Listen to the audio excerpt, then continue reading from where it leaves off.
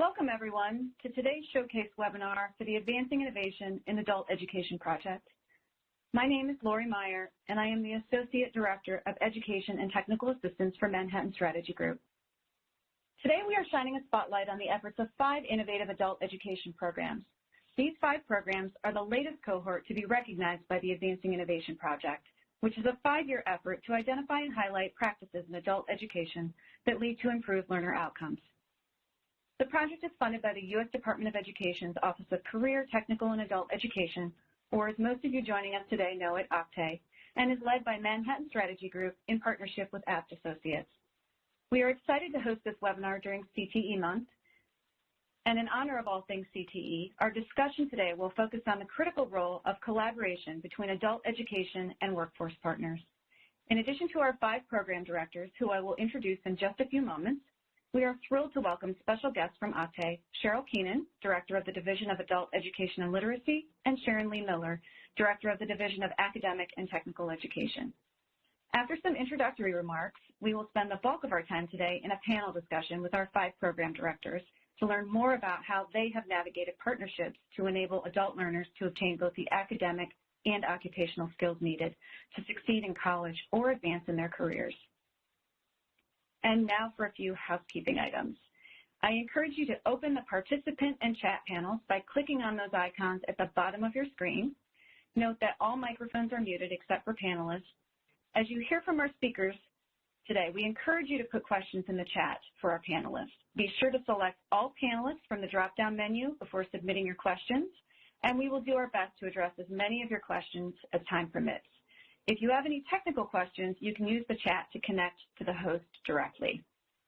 Today's session will be recorded and shared afterward. The webinar will also be posted on the project's webpage along with other resources, and we'll provide you with that link towards the end of the webinar. For all of you social media fans in the audience, on the screen there are a host of ways you can engage with us during the webinar today and continue to keep tabs on our work in the future. We are live posting the webinar on Twitter. To join the conversation, please tag @mstrategy and use the hashtag AdultEduInnovator in your posts. With that, let's begin. I would like to welcome Sharon Miller. Sharon serves as the Director of the Division of Academic and Technical Education, known as DATE, within the U.S. Department of Education's Office of Career, Technical, and Adult Education. DATE is responsible for administering one of the department's largest formula grant programs, which currently distributes about $1.3 billion annually to states under the Strengthening Career and Technical Education for the 21st Century Act, known as Perkins 5. Sharon, welcome. Thank you, and greetings. And on behalf of the entire team here in the Office of Career, Technical, and Adult Education, happy CTE Month. As Lori mentioned, my name is Sharon Miller, and my team administers the federal Perkins Act, which is the department's largest investment in the nation's career and technical education programs at both the secondary and post-secondary levels. I'm delighted to take part in this webinar that will recognize and showcase 5 sites that are implementing integrated education and training, or IET programs, and bridge programs to enable students to achieve positive education and workforce outcomes. These programs that combine adult education and career and technical education are recognized in the Perkins Act. This means that at both state and local levels, Perkins funds can be used for such activities as developing curriculum, training instructional and support personnel, and administering industry-recognized assessments for students. Of course, central to the effective development and implementation of IET and bridge programs are strong partnerships between education and workforce development that have been forged at both state and local levels. These are partnerships that are essential to ensure that programs incorporate knowledge and skills that are aligned to in-demand and high-growth industry sectors and occupations. And so, too, at the federal level, my partner in adult education, Cheryl Keenan, and I work closely to advance cross-cutting policies and initiatives that support IET and bridge programs. And as such, I'm delighted to turn it back over to Lori, who will introduce Cheryl. Thank you so much, Sharon, for your comments and for being here today. Next, I would like to welcome Cheryl Keenan. Cheryl is the Director of the U.S. Department of Education's Division of Adult Education and Literacy In her role as the National Director, she oversees the office which funds almost $600 million in state and local grant programs to enable adults to become literate and complete high school so they can succeed as workers, parents, and citizens. She is responsible for overseeing the Adult Education National Programs account, including resources to assist further development of the field of adult education. Cheryl? Thank you, Lori, and thank you, Sharon. And congratulations on having a great CTE month. It's a pleasure to have an audience of CTE and adult education leaders. You know, adults who are seeking to improve their lives through education and training often need services from more than one program. That's why it's critically important to have program models that combine services across programs. The practices that are highlighted here do just that.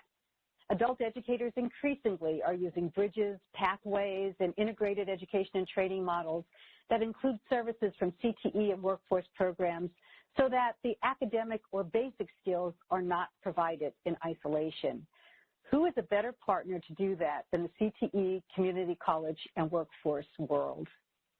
I need to mention that the 5 practices we are recognizing here today not only demonstrated a commitment to innovating, but they took the initiative to apply to this project for recognition of their work. The practices they submitted underwent a review to document the partnerships that helped to make them successful in leading to better employment and education outcomes for learners. OCTA's goal is to lift up innovative program practices that are making a difference and inspire others to innovate. I'm here today to personally thank each of these professionals for seeking out ways to improve services to adults in their communities, services that take on growing urgency as the country moves towards recovery.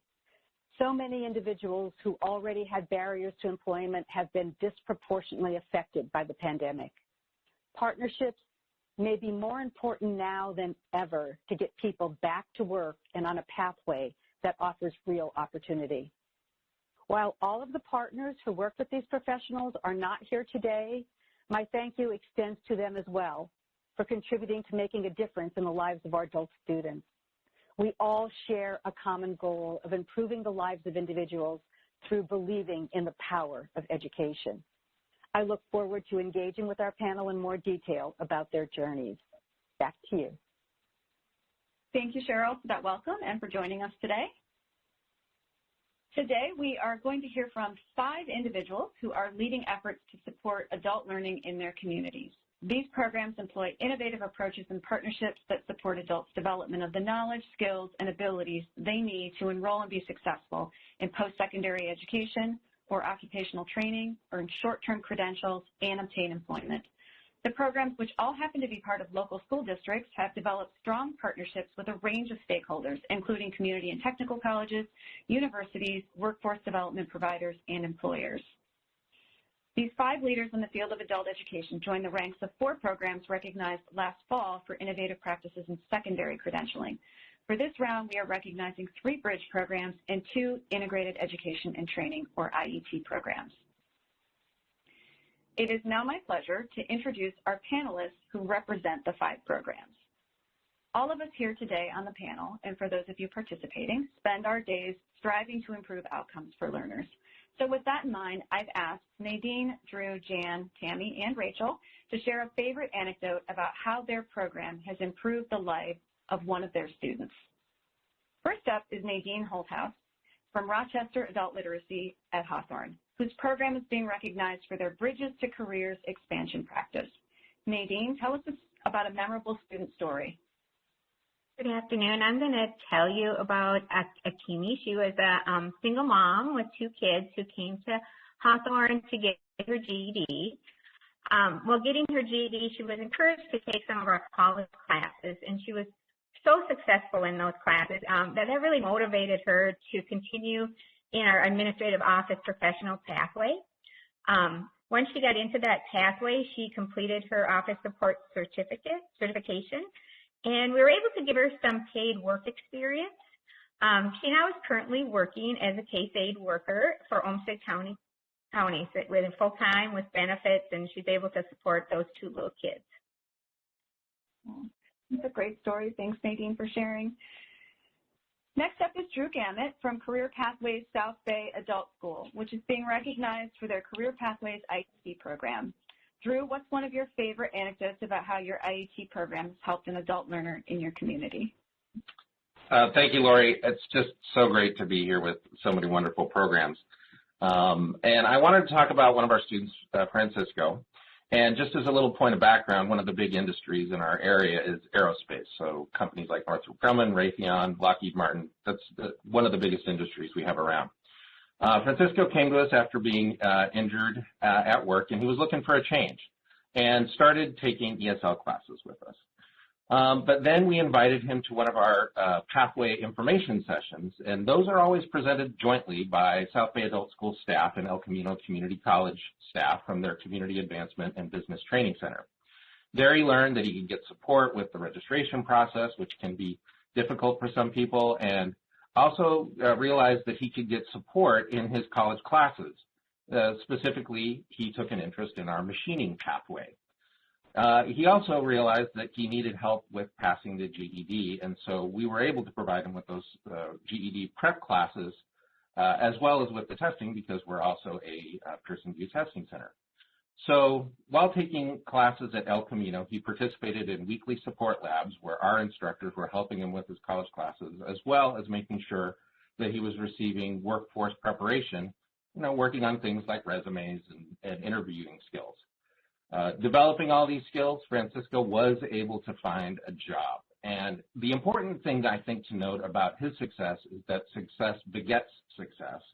And not only was he able to find a job, but he is happy to report that his own children are now in the process of finishing their graduate and undergraduate studies.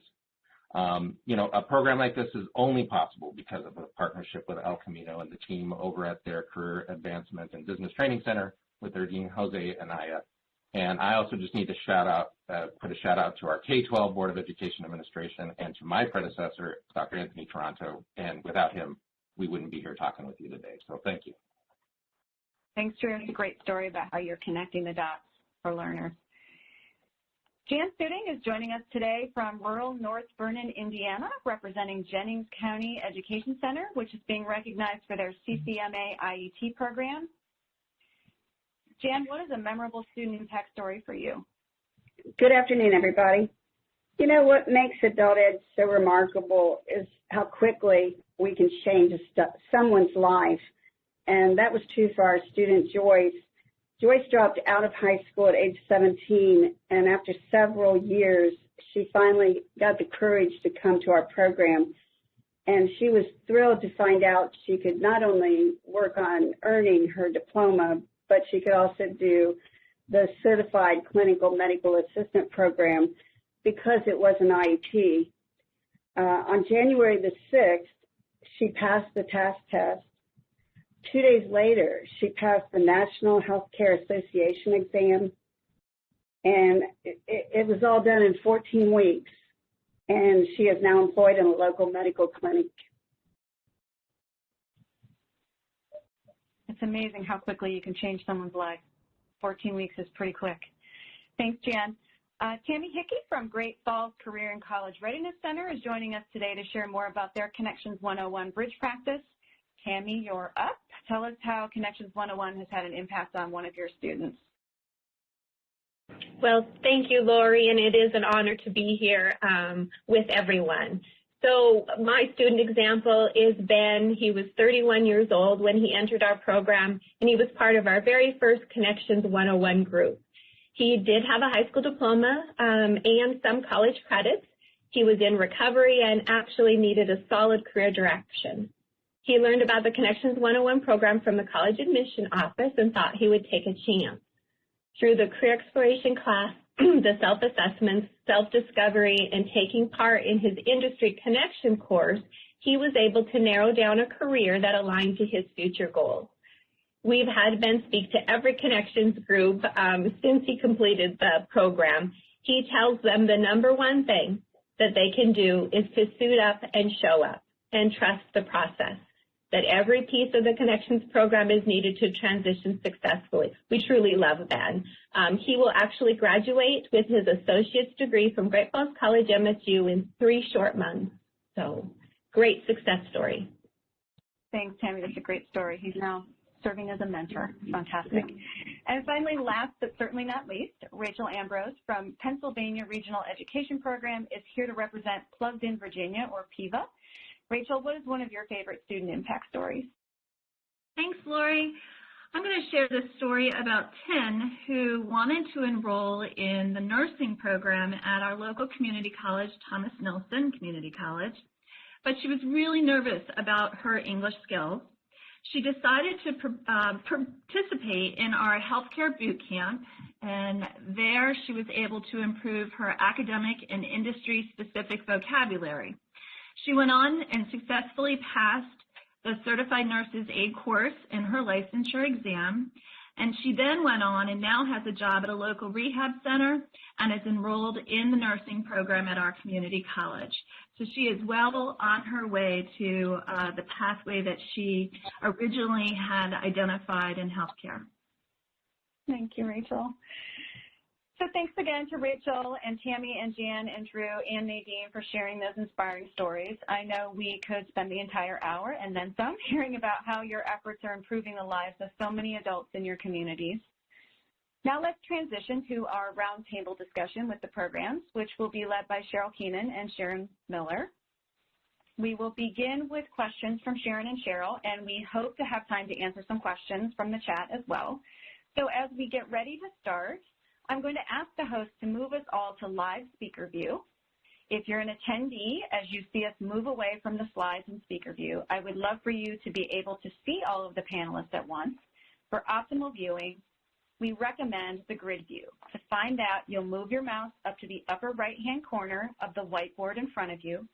Next to the video strip, there's a small white circle with black boxes. That's where you'll select the grid view from one of the three options. And remember to put questions from the panelists in the chat. With that, I will turn things over to Cheryl to get us started. Okay, thank you. This is the fun part. I so much enjoyed all of those stories about our students. Thank you all. You selected such wonderful success stories. You know, anybody who's been in the business for a while or in the biz for a while knows how much work it is to develop and maintain partnerships. And in the models that we're talking about today, those partnerships are just instrumental to being successful.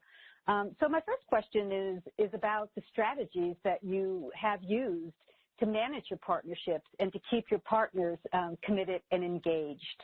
So Tammy, do you want to start for us? Thank you, Cheryl, and that is a great question because it does take all of us. We can't work in our silos. It truly takes partnerships. So our motto here is learning is a process that leads to change. Through workforce and education partnerships, Connections 101 changes lives every day. This innovative program was created with a shared vision to give individuals the employability skills, technical skills, academic skills, and transitional supports to connect them within their career path.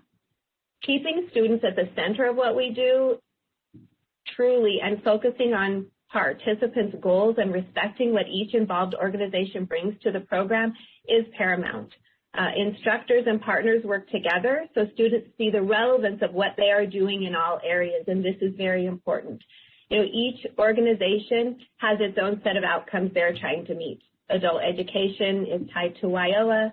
The college is focused on enrollment and retention. The Department of Labor is focused on job training and placement. But really, when it comes right down to it, we all want the same thing, and that is to build a strong industry-focused pipeline that is aligned to our community labor force needs and adds to our economic viability. Yeah, that shared vision is just so important to maintaining partnerships over time. Thank you for sharing that. How about others? What are your strategies? If I could jump in, you know, I think it's really, really important, a couple of key practices that we have in place. First of all, I think it's really key that we have regular meetings, weekly meetings between both staffs from both schools so that we can address issues as they come up in real time. I think it's also really, really important that when we're promoting these activities and these programs, that we do it as a team. So when we have information sessions where we're going to talk to students about that, I think it's really critical that they can see a team of people from the South Bay Adult School and a team of people from El Camino Community College. And I think that has been really, really powerful. And then the last piece that is always ongoing and working is that, I mean, really what we're talking about in terms of the product for these students is high quality, rigorous instruction in the classroom. And that is really, really key for us to be pairing up and having teachers working with teachers on that. And that goes without saying that obviously things like, billion-dollar machine labs we're never going to have, and we need to collaborate in order to get our students access to those types of programs. So it's really about that collaboration piece. So thank you for that perspective, Drew. So I wanted to switch gears and talk a little bit about expanding learner populations and access to services. So one challenge that adult education and CTE programs face is being able to serve learners with a variety of backgrounds who can succeed in CTE and obtain employment. It is also sometimes difficult to make integrated education and training services available in rural locations. So my question is, how have you been able to address those challenges? And Jan, perhaps we can start with you on this one.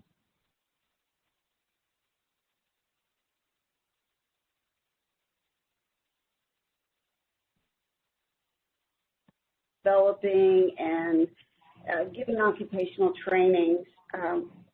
One of them was we found that training providers, of course, wanted larger cohorts. They wanted to cover their costs. And so they were going to the bigger towns.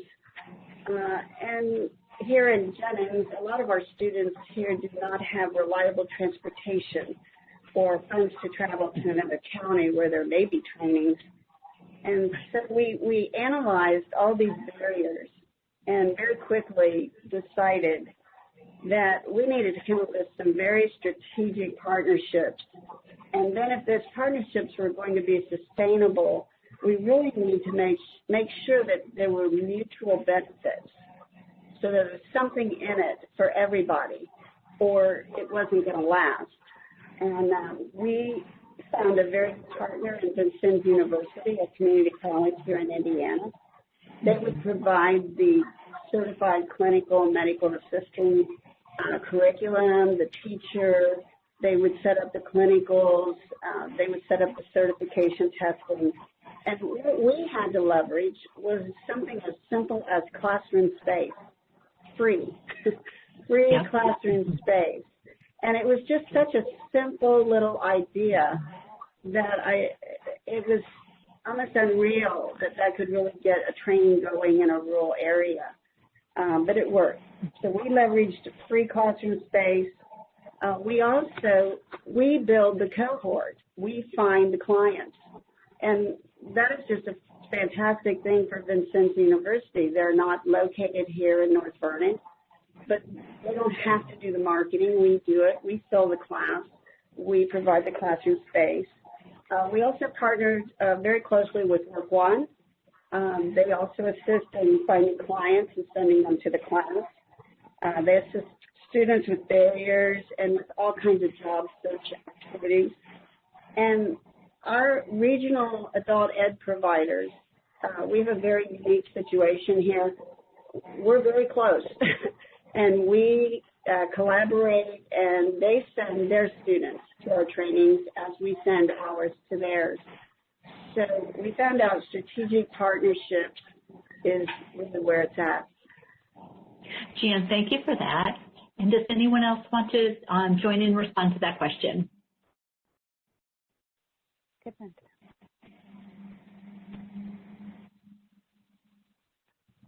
We have been able, while we're not a rural community in Newport News, Virginia, we have been able to address some of those challenges in expanding our populations and access.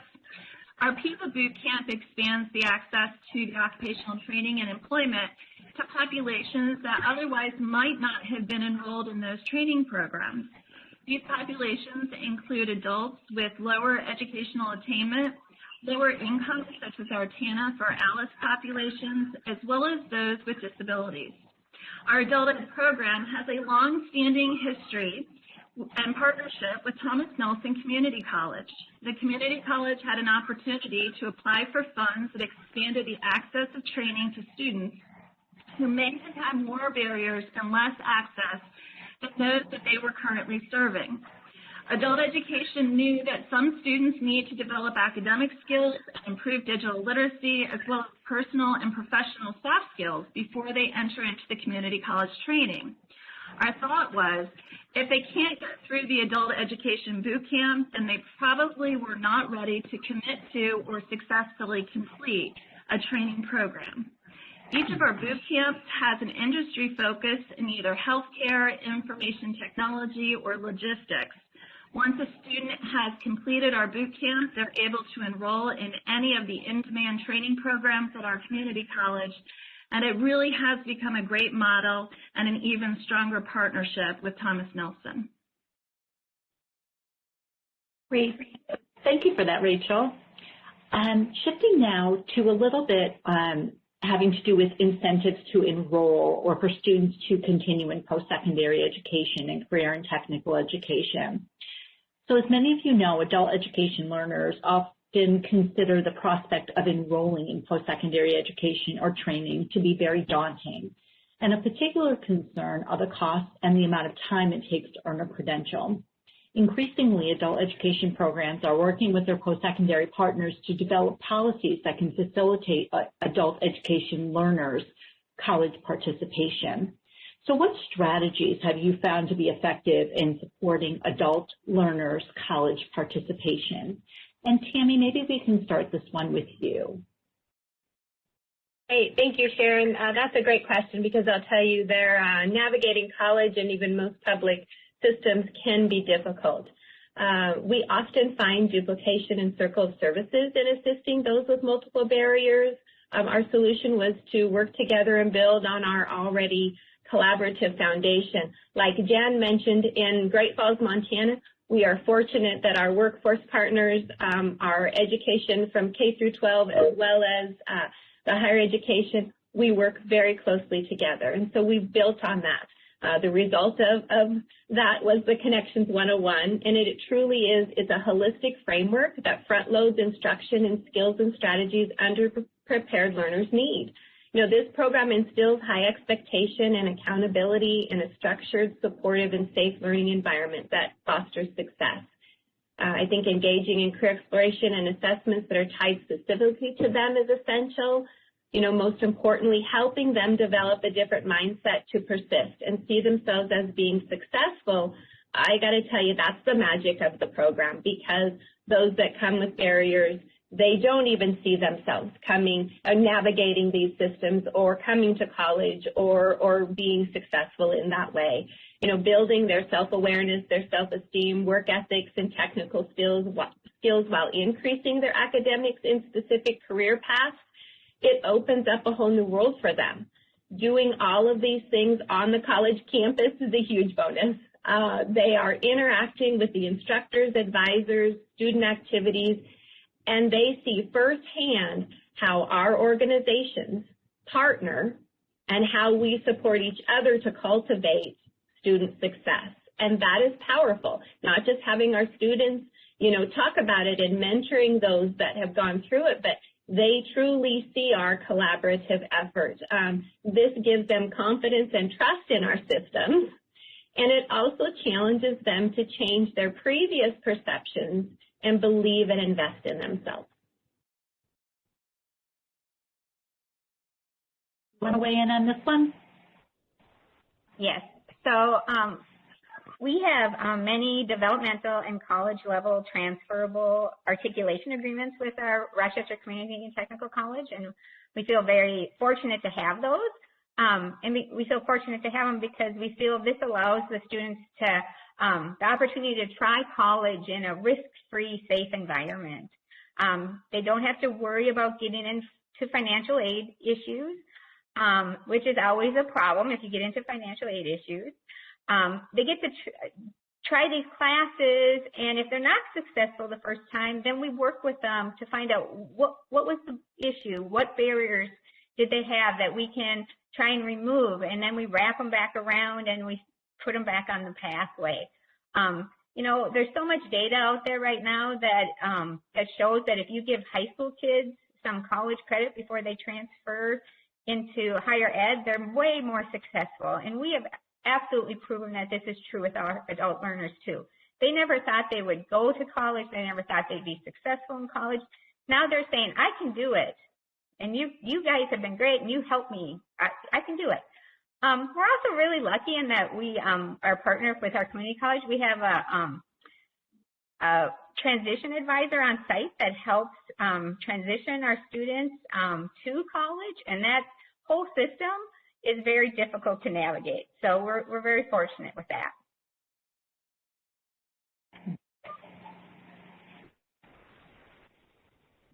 There are stories that we hear a lot in adult education about just helping a student to envision themselves in a college or post-secondary environment.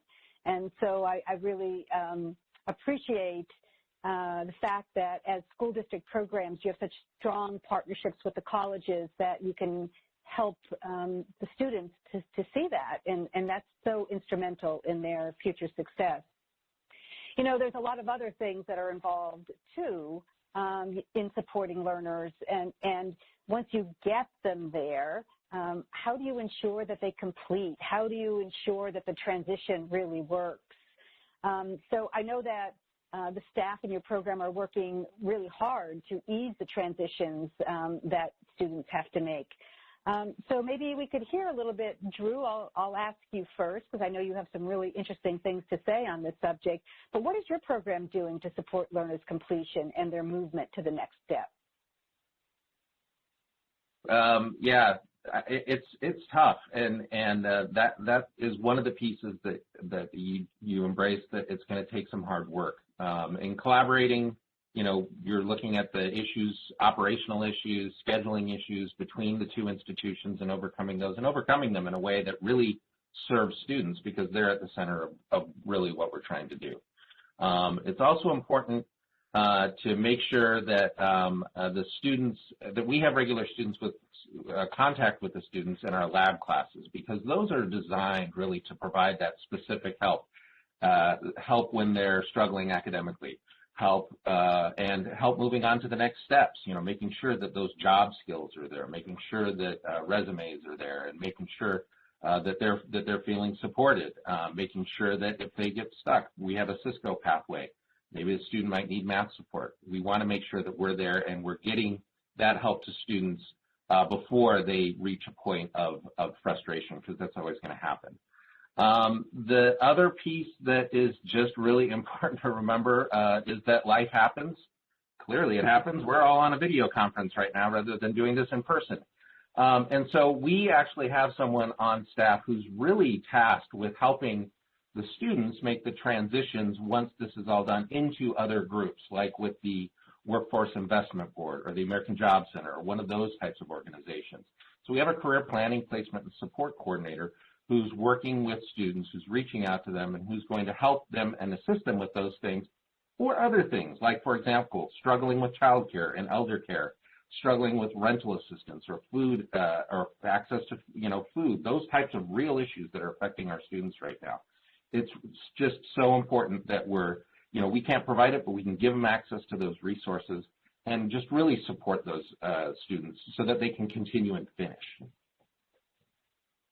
Yeah, I think they're all things that are just so important, and the literature and the research is really pointing to the importance of providing adequate support services to students so that they can continue on the pathway. Rachel, do you have anything from your PIVA boot camp that you want to add here? Yeah, Cheryl, and you know, we certainly, I think we are doing similar activities that Drew is doing as well. Our learners receive advising and support from our prep career coach in both our phase 1 of our PIVA boot camp, and then phase 2, which we consider our IET. In 2020, we realized that we really needed to add job search assistance to be delivered by our career coach to enhance the PIVA model. So this change expanded the role of the career coach to build a partnership with employers by inviting them to conduct presentations in class, participate in job fairs, and share information about job openings. The career coach helps learners write resumes and cover letters and emails students about available job openings. The Thomas Nelson Community College also provides job search support as well and works collaboratively with our staff so that learners have access to employment opportunities. The employer and the outreach coordinator collect resumes from learners in the program, and they share those with employer contacts, where we're developing into different micro internships and externships with employers like our CVS partner. Prep staff brings our Department of Labor, our DOLE partners, and our WIOA OJT staff into our boot camp so that students are aware of these connections to employers and apprenticeship programs.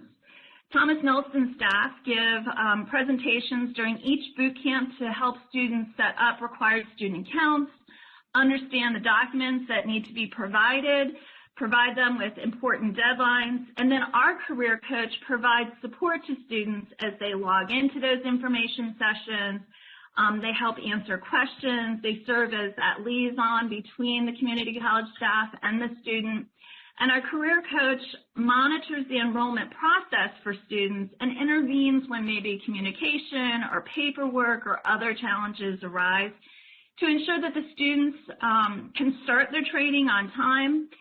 Really, in essence, our career coaches are really an advocate for the learner in all stages of the training so that if a learner needs additional support like the tutoring, we are able to just jump right in and manage that as well. So we really, that role for our career coach is really there from the very beginning until completion. Great strategies. Thank you. So I wanted to talk a little bit more about your process for developing career awareness and employability skills and providing short-term credentials. So Bridge and IET programs provide adult educators with an opportunity to assist adult learners in identifying the types of career pathways that are a good match to their knowledge and skills and abilities and interests and the local labor market, and in preparing to apply for employment in those pathways. Those programs are also considering ways in which adult learners can earn short-term credentials that can bolster their job readiness. So Rachel, I'm going to start again with you, and I want to ask, how is your program developing adult learners' career awareness and employability skills and providing opportunities to earn short-term credentials? Thanks, Sharon. Our PIVA boot camp has our instructors incorporate those academic skill building into workforce preparation activities and career awareness. So the workforce preparation activities develop the necessary skills that promote success in the workplace. Learners in our program, in our PIVA boot camp, complete a resume and a career project, which helps them acquire those digital literacy and soft skills by mapping out their personal career pathway. The career project includes completing a career aptitude assessment, researching a specific career, developing tables in Microsoft Excel to compare different job openings, writing different interview questions, planning for a promotion within their new field, and creating and delivering a final PowerPoint presentation to classmates and staff. Students are using those digital literacy skills that they've developed and apply them to the career project. They also have career exposure with industry professionals speaking to their class or taking field trips to specific locations. Learners take the North Star Digital Literacy Postured Assessment throughout the boot camp as they are determined proficient in that area. And we also have the opportunity for them to earn a career readiness certificate, which is recognized by our local employers before they leave our boot camp and enter into the training at the community college. Great. Thanks for that, Rachel. I was wondering if Jan would also want to weigh in on that question. I think early on in the development of our IET medical assistant class, we realized it needed to be an IET because we had a lot of true adults. And honestly, they were out there working. Maybe they didn't have a high school diploma, but there were jobs. They were low-wage jobs, but they had a job. But when they discovered they could come in and do a certification class that would be nationally recognized, it could be a start into a career, they wanted to come back. And they were willing then to get their high school diploma because then they knew they needed it to get the certification. So it was sort of enlightening to us that so much hinged on the certification and not so much on, because to us as educators, everything's, the high school diploma is so important. But to them, it gives them like hope, like they were going to be able to advance and really have a career. And I thought that was really interesting that it sort of occurred without us realizing that what was going on. Academic and career readiness skills, of course, are contextualized to the medical field. During classroom and clinicals, they're learning professionalism. They're learning they cannot be on their phone. They cannot be out smoking. They learn confidentiality. And we really found that putting these career skills in that relevant setting, it made those concepts important to students. Where I've been a high school teacher for a business high school teacher, and you can talk all day about, workplace skills, and the kids only, what do I need to know for the test?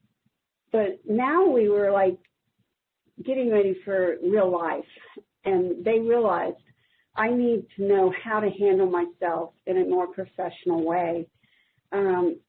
Fortunately for us, the WIN Learning Career Readiness courseware 2.0 was released also, and we sort of paired that in with the IET class, and that allows our students to earn that career readiness certification, and it documents on a resume. It gives employers, and it's important to employers that the candidates are coming with these career skills, and it's a way to document that they've had exposure to all of those workplace skills. So we've really ramped up workplace skills. We discovered it's very important to employers.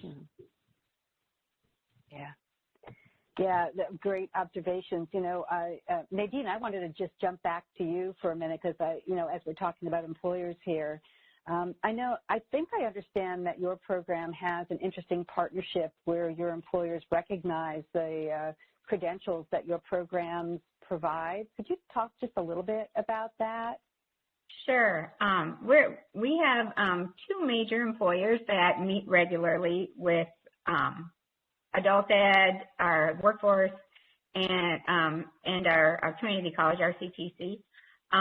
So Mayo Clinic does come to monthly meetings. They have HR staff that participates. They're part of the pathway. They're part of the problem solving of the pathway. It's like you say common goals. Their goal is that they want skilled workers to come, right, and work for them at Mayo Clinic. Many of our students want to work at Mayo Clinic because it's a good job with good benefits. And then we also have, and they've been in this journey with us for over 10 years. So the commitment of that major employer in town is really significant.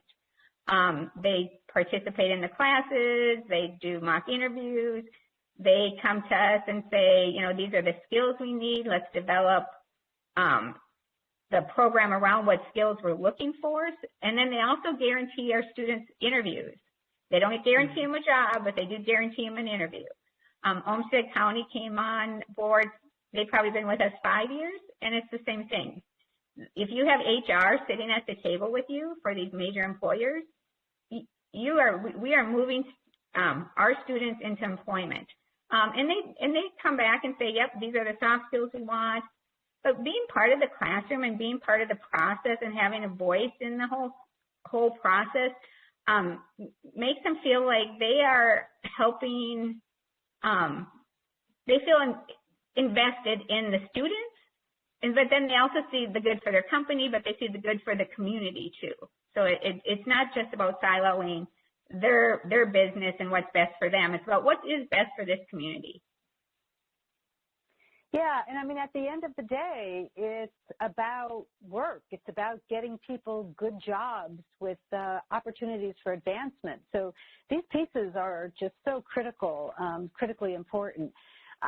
Drew, I know in your Career Pathways program, you have done some things to actually get students, work-related outcomes, jobs. Could you talk a little bit about that for a bit?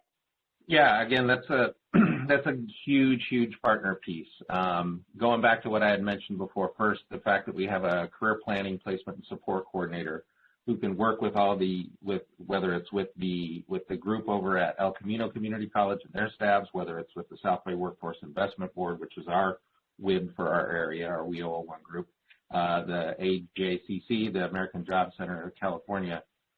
It takes the extra work. It takes putting someone there who is going to go back and who's going to work back and forth, who's going to check up on students, make sure that we're getting that they're getting into jobs and that they continue to be successful. That support is just critical. It's just always going to be needed. I guess the only other thing that I would say is that in terms of tracking those students, it's just important to really make sure that we're maintaining legacy records and we're really able to circle back with them because they want to give back too. I've never worked with a group of students that is just more.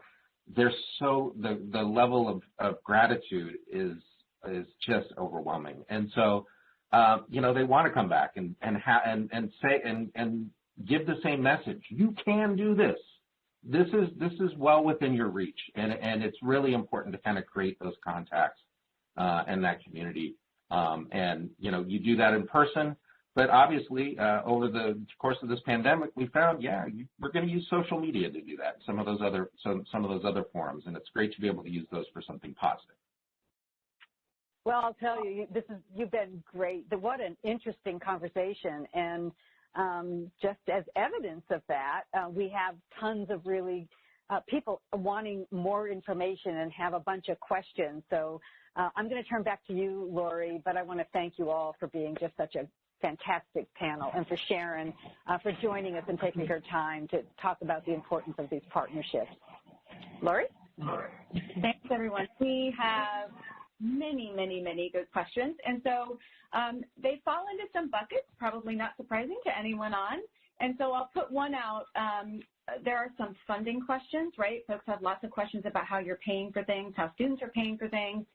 And so let me put one up here. Were the partnerships you are referencing existing, or did you have to build them from the ground up? I heard Nadine mention articulation agreements. What else is needed for the partnership to work well? So anyone can take that question. That is not for any particular person, but Nadine, they did call you out. So they were curious about articulation agreements, but it was really about, when you stepped into your roles, were the partnerships already there? If not, and you had to build them, this is the how, right? How do you do it? How do you start from the ground and build partnerships? So partnerships, workforce, Adult Ed has always been good partners with your workforce. And really with our community college. But we've worked hard to make good partnerships with our community college. And many times with your college, it's like you need to find the right person in the right place to see the big vision, to see how the partnership benefits everybody. And as far as, and that's the articulation agreements came about, and I think somebody asked, like, how can I have how do we have that when the student's not enrolled? They aren't enrolled at RCTC. The articulation agreement is an agreement that says that if they get a B or better in this class, whether it's a developmental class or it's actually a college level class, RCTC will recognize that experience and give them that credit, and they won't have to take that class when they go transfer to RCTC. They have to transfer within 2 years into the program at RCTC for it to transfer. So I don't know all the details of the articulation agreements. I just know that when we start a new pathway and we're looking at these, we say, what college credit, what articulation credits can we possibly give them, kind of as a carrot to get them started? Because once they get some college credit, they are more apt to transfer and continue. And so that benefits our community college. I don't know, did I? Does anyone else want to jump in on that? I skipped over the finance one to go to the partnership one because it's more people were putting in partnerships. Does anybody else want to talk about the partnership piece, about the how?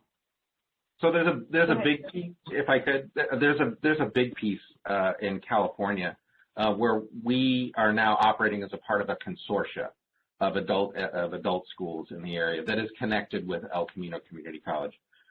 That kind of top level legislation really sets up the success. So we have regular meetings.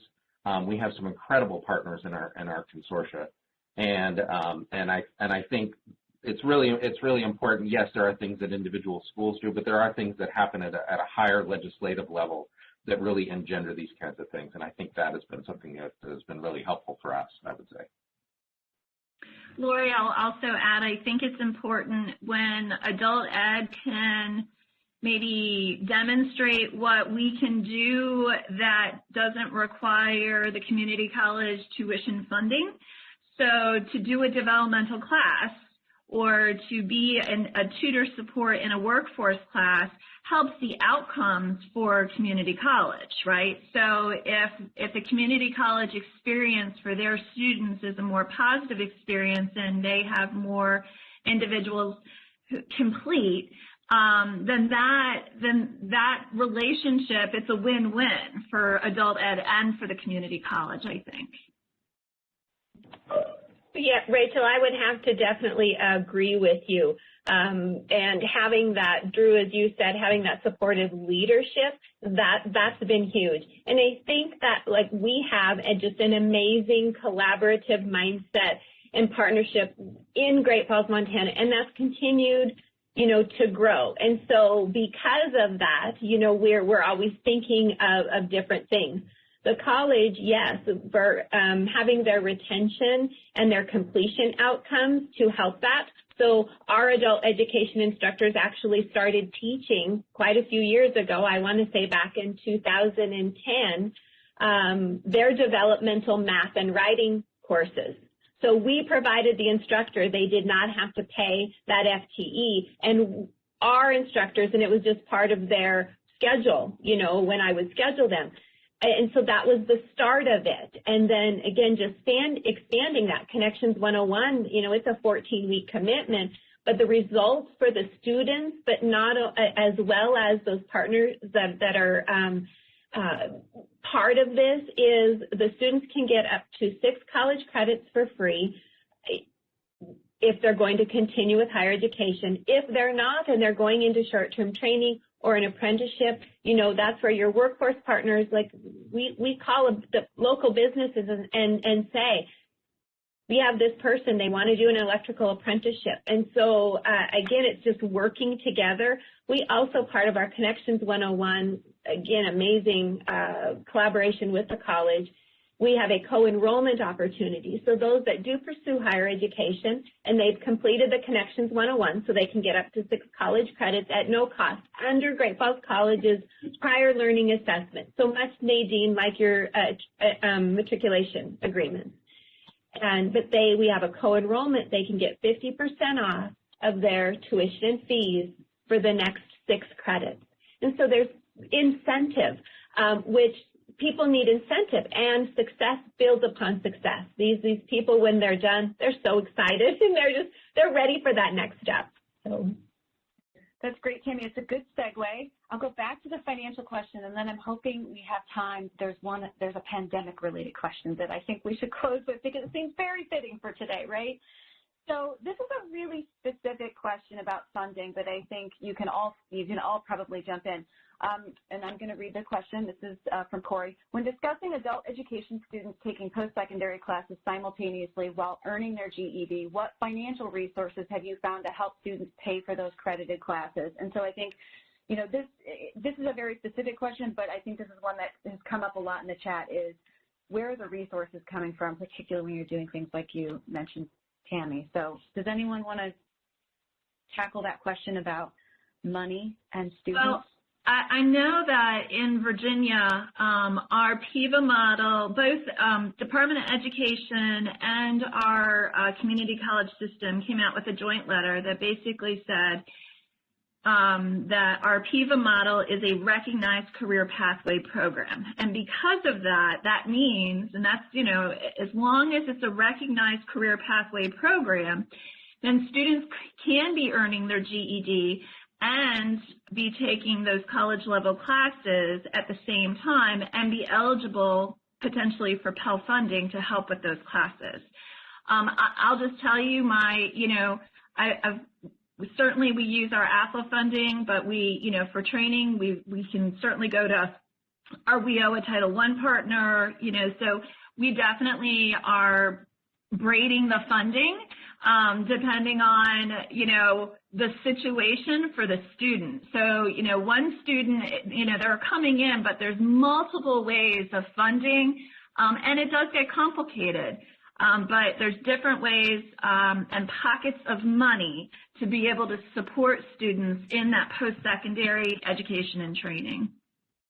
That's great, Rachel. I see everyone nodding, so I'm looking at the clock and seeing we have 2 minutes left. So I am going to ask this last question, and we probably have time for one person to answer it. So this is specific to the IET programs. How have you adapted during the pandemic with any dual instruction, and how is your remote training going if you do have to pivot? So that's the question. Does anybody have a pandemic answer for us? I'll tell you what we've done in Indiana is we've bought a lot of Chromebooks and a lot of hotspots, and we lend them out to students. And so a lot of our occupational trainings are medical, and so they're on top of the testing, and somebody tests positive, they go out, the class goes out virtual, they're on quarantine. You know, they really, but bottom line is Chromebooks, hotspots. So we are coming up on the top of the hour. We have dozens of questions in here. I want to thank you so much, panelists, for being here today, Cheryl and Sharon, and congratulations again, Drew, Jan, Nadine, Tammy, and Rachel. And as we said, there are questions that we didn't have time for today, so keep an eye out for an FAQ that's going to come out after this, along with the recording of today's webinar. I encourage you to visit us at links where you can learn more about the programs recognized today. And we'd love to hear from adult education programs interested in applying for future recognition, and you can find the application on those web pages. And finally, we ask that you take a very short survey about today's webinar. The link will pop up at the close of the webinar. And with that, today's webinar has concluded. Thank you all for joining us.